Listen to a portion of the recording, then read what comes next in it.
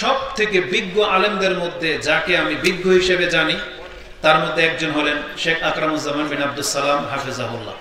যদিও তার কথা বলা মনে হচ্ছে যে আপনাকে আঘাতমূলক কথা বলা হচ্ছে, কিন্তু শেখের বিষয়গুলো যদি আপনি হৃদয়ঙ্গম করে শোনেন, তার বাচন ভঙ্গিমা মুখের দিকে যদি না তাকান, শুধু অডিও ক্লিপ যদি শোনেন, তাহলে আমি যেটা দেখতে পাই বাংলার জমিনে আহলে হাদিসের পক্ষে, সালাফি মানহাজের পক্ষে একটা বিপ্লব ঘটানোর মতো তার বক্তব্যের মধ্যে সে ভাষা ব্যবহার করা হয়। প্রশংসা মতো আল্লাহ সুবহানাহু ওয়া তাআলা, যিনি বিশ্ব জগতের একমাত্র মালিক, যিনি আমাদেরকে সৃষ্টি করেছেন মানুষ রূপে, আমাদেরকে মুসলিম করেছেন এবং আমাদেরকে একটি উত্তম জীবন ব্যবস্থা দান করেছেন। এবং তার থেকেও বড় বিষয় যে তিনি আমাদেরকে ওই ব্যক্তিদের অন্তর্ভুক্ত করেছেন যারা এই দ্বীন ইসলামকে মেনে চলার তৌফিক পেয়ে গেছে। এটা এমন একটা জীবন ব্যবস্থা যার মাঝেই নাজাত রয়েছে এবং এর বাইরে যতগুলো মতবাদ আছে সবগুলোকেই ভ্রান্ত, ভ্রষ্টতা এবং বাতিল বলে আখ্যায়িত করা হয়েছে। তো যে আল্লাহ সুবহানাহু ওয়া তাআলা আমাদেরকে এই ইসলাম মেনে চলার তৌফিক দিয়েছেন, আমরা তার প্রশংসা করি, আমরা বলি আলহামদুলিল্লাহ। সালাতু ওয়াস সালাম প্রিয় নবী মুহাম্মদুর রাসূলুল্লাহ সাল্লাল্লাহু আলাইহি ওয়াসাল্লামের প্রতি, যার মাধ্যমে আমরা এই দ্বীন পেয়েছি। আমরা বলি আল্লাহুম্মা সাল্লি আলাইহি আল্লাহুম্মা বারিক আলাইহি। যদিও একেবারে শেষে দাঁড়িয়েছি, তবে আল্লাহ সুবহানাহু ওয়া তাআলার শুকরিয়া, প্রশংসা যে আল্লাহ সুবহানাহু ওয়া তাআলা আমাদেরকে শেখদের পাশে দাঁড়ানোর তৌফিক দিয়েছে। আর আল্লাহ সুবহানাহু ওয়া তাআলার প্রশংসা, শুকরিয়া আদায় করার পর আমরা আমাদের শেখদের কৃতজ্ঞতা স্বীকার করি, যারা আমাদেরকে সুযোগ করে দেন, আমাদেরকে আগলিয়ে রাখেন, আমাদেরকে তাদের পেছনে পেছনে হাঁটার সুযোগ করে দিচ্ছেন এবং কথা বলার সময় সুযোগ দেন। তাই আমরা তাদেরও কৃতজ্ঞতা জ্ঞাপন করি এবং আপনাদেরকেও, যখনই যে কোনো জায়গায় সেমিনার হচ্ছে আপনারা দূর দূরান্ত থেকে কষ্ট করে সেখানে উপস্থিত হওয়ার চেষ্টা করতেছেন, আল্লাহ সুবহানাহু ওয়া তাআলা আপনাদের প্রত্যেককে উত্তম জাযায়ে খায়র দান করুন, আমিন। কিন্তু তার আগে একটা ঘটনা বলি, হয়তো ঘটনা বলে দিয়ে বিষয়ের দিকে আর যাওয়া যাবে না। শেখ যেটা বললেন এটা তার স্টেজ বা তার মাদ্রাসায় বা তার সামনে সেই জন্য না, আমি একটা ব্যক্তিগতভাবে ওই দিন থেকে যেই ঘটনাটা শেখ বললেন, ওই দিন থেকে তাদের প্রতি শ্রদ্ধা সম্মান আরো বেড়ে গেছে। কেননা আমরা সব সময় কারামত সম্পর্কে অনেক কথা শুনেছি, যেগুলো হানাফি সমাজে বা যারা ওই তাবলিগ জামাত বা বিভিন্ন পীর ফকিরি যারা বিশ্বাস করে, তাদের মঞ্চগুলোতে কেরামত পেশ করা হয়, তাদের বুজুর্গনে দিনের কিচ্ছা পেশ করা হয়।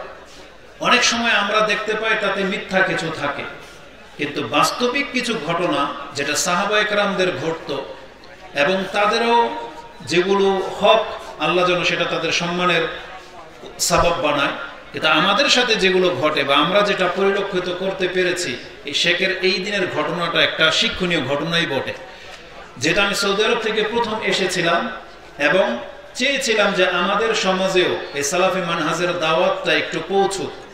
তাই আমি নিজে সেই সাহস যোগাইনি, যেহেতু আমার কোনো সার্টিফিকেট নাই আর এলাকার সবাই আমাকে চিনে। এখন আমি যদি বক্তব্যে দাঁড়াই তো তারা আমার বক্তব্যকে ছুঁড়ে ফেলে দেবে। তাই চেষ্টা করেছি সব থেকে বিজ্ঞ আলেমদের মধ্যে যাকে আমি বিজ্ঞ হিসেবে জানি তার মধ্যে একজন হলেন শেখ আকরামুজ্জামান বিন আব্দুস সালাম হাফিজাহুল্লাহ। যদিও তার কথা বলা মনে হচ্ছে যে আপনাকে আঘাতমূলক কথা বলা হচ্ছে, কিন্তু শেখের বিষয়গুলো যদি আপনি হৃদয়ঙ্গম করে শোনেন, তার বাচন ভঙ্গিমা মুখের দিকে যদি না তাকান, শুধু অডিও ক্লিপ যদি শোনেন, তাহলে আমি যেটা দেখতে পাই বাংলার জমিনে আহলে হাদিসের পক্ষে, সালাফি মানহাজের পক্ষে একটা বিপ্লব ঘটানোর মতো তার বক্তব্যের মধ্যে সে ভাষা ব্যবহার করা হয়। নিছক এটার পক্ষে তিনি একাই এমন চ্যালেঞ্জ গ্রহণ করেন কিছু বক্তব্যে, অথচ তিনি একা বিচরণ করেন, তার একটু ভয় জাগে না যে বেদাতিরা আমাকে পেলে কি করবে, কারণ তিনি তার প্রশাসন নিয়ে চলেন না। কিন্তু তারপরেও তাদের ইমানি জজবা এবং আল্লাহর প্রতি তাওয়াক্কুলই সেটাকে ফুটিয়ে তোলে যে তারা এই দুঃসাহসিকতার সাথে সেই বাক্য দিয়ে বক্তব্য করে থাকেন। তো শেখ আকরামুজ্জামান বিন আব্দুস সালাম হাফেজাহুল্লাহকে চুজ করে বা বক্তব্যের জন্য ডেকে আমি সেদিন ভুল করি নাই। কেননা যেই জাতিকে যেমন ভাষায় বোঝানো উচিত সেই ভাষায় ব্যবহার করে। তবে দুষ্ট তো দুষ্টই থাকে। আমাদের অঞ্চলের প্রায় 3 থেকে 4টা মসজিদের ইমাম সেই দিন আগে থেকে তারা প্ল্যানিং করে রেখেছিল যে একটা গ্যাদারিং কিছু ঘটাবে, কিন্তু যেটা আমি জানতাম না। তারা একটা মাদ্রাসার প্রিন্সিপালকে সহ নিয়ে প্রায় 30টা, আমাদের অঞ্চল প্রায় 15টার মতো মসজিদ হবে, তার মধ্যে থেকে যতগুলো পেরেছে তারা শ্রোতাদেরকে নিয়ে আগেই প্ল্যানিং করে রাখছে যে আমাদের মাহফিলে এসে বেটো দিবে বা একটা বিশৃঙ্খলা ঘটাবে। 3 জন ইমাম সামনে বসা ছিল। তো শেখ যেই থ্রো নিয়ে বক্তব্য দিচ্ছিলেন, শেখ ভাবছিলেন যে পেছনের লোকগুলো মনে সব আমাদেরই লোক হবে। তা আমাদের সামনে আমাদের বক্তব্য কেমন হয় এটা তো আপনারা বোঝেন। আর আমরা যখন হানাফি বা বেদাতি এলাকায় যাই তখন ভাষা একটু কন্ট্রোল করে কথা বলার চেষ্টা করি যাতে বিশৃঙ্খলা না ঘটে। তো ওই দিন আমিও ছিলাম। তো শেখ বিষয়গুলো বলতেছিলেন, নামাজ সংক্রান্ত বিষয়। এক পর্যায়ে একটা উদাহরণস্বরূপ তিনি পেশ করে দিয়েছিলেন যে বসার ক্ষেত্রে, হাত বাঁধার ক্ষেত্রে তিনি বলছিলেন যে তাহলে আমাদের দেশের পুরুষদের সালাত হয় না, মানে রাসূল সাল্লাল্লাহু আলাইহি ওয়াসাল্লামের সুন্নাহ মোতাবেক হচ্ছে না। এই ক্ষেত্রে মহিলারা অনেকটাই সুন্নতের কাছাকাছি, যেমন তারা বুকে হাত বাঁধে, যেমন তারা ওই তাওয়াররুক করে জমিনে বসে। তো এই ক্ষেত্রে আমাদের চাইতে মহিলাদের সালাতটা বেশি সুন্নতের কাছাকাছি। এই কথা বলা মাত্রই 2 জন ইমাম ওখান থেকে উঠে যায়, গিয়ে ওই যে টিম প্রস্তুত করে রেখেছিল তাদেরকে নিয়ে হুড়হুড় করে ছাদের উপরে উঠে যায়। তো শেখ এই পর্যন্ত ঘটনা জানেন। তারপরে শেখের সাথে অনেক বেয়াদবি করার চেষ্টা করেছিল, আল্লাহ হেফাজত করেছেন, গায়ে হাত দিতে পারেনি। কিন্তু শেখ জানে না যেটা আসার পরে কি ঘটেছিল। শেখকে হয়তো আমি একটা ইঙ্গিত দিয়েছিলাম, হয়তো শেখ ভুলে গেছেন। যেটা শেখের সামনে, এটা আমি মনে করি এটা আল্লাহ সুবহানাহু ওয়া তাআলা এটা একটা উত্তম বিচার, বা আল্লাহ আমাদের শেখদেরকে যে সম্মান করেন, তাদের আল্লাহর কাছে যে তাদের একটা মানে গ্রহণযোগ্যতা আছে, এটা এই ঘটনার পরে আমরা জানতে পেরেছি। আল্লাহ উপরে সাক্ষী, ক্যামেরা রেকর্ড হচ্ছে। আমাদের অঞ্চলে যারা চিনেন তো চিনেন, আমি একবারে দিব্যভাবে বলতেছি ঘটনাটা।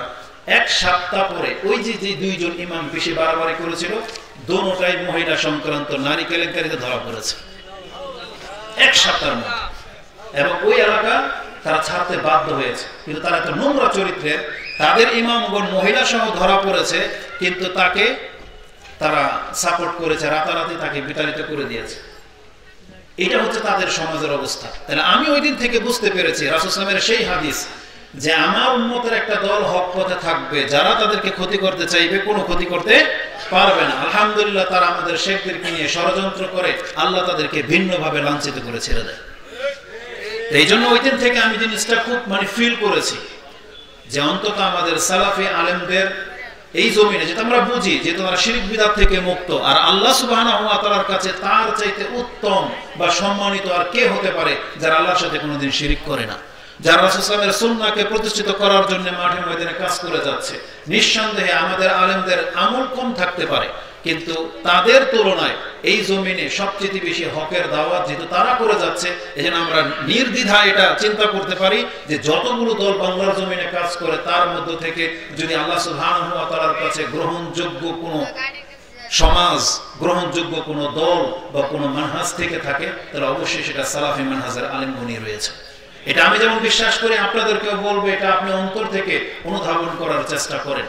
কারণ সবচেয়ে মূলে হচ্ছে শিরক মুক্ত জীবন, বেদাত মুক্ত আমল, যেটা আমাদের সালাফি আলেমদের মাধ্যমে আমরা দেখতে পাচ্ছি।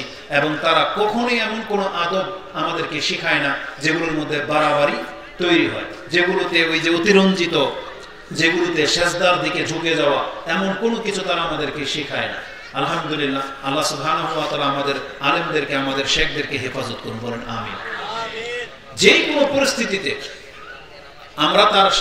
আমরা তাদের সাথে আছি, এটা আমাদের শ্রোতাদেরকে প্রমাণ করে দিতে হবে। আজকে যদিও আমাদের আলেমদের মাঝে, আমাদের শেখদের মাঝে কিছু কিছু কথায় দ্বিমত দ্বন্দ্ব আপনি দেখতে পান, কিন্তু আপনি শ্রোতা হিসেবে আপনি আল্লাহকে ভয় করার চেষ্টা করেন।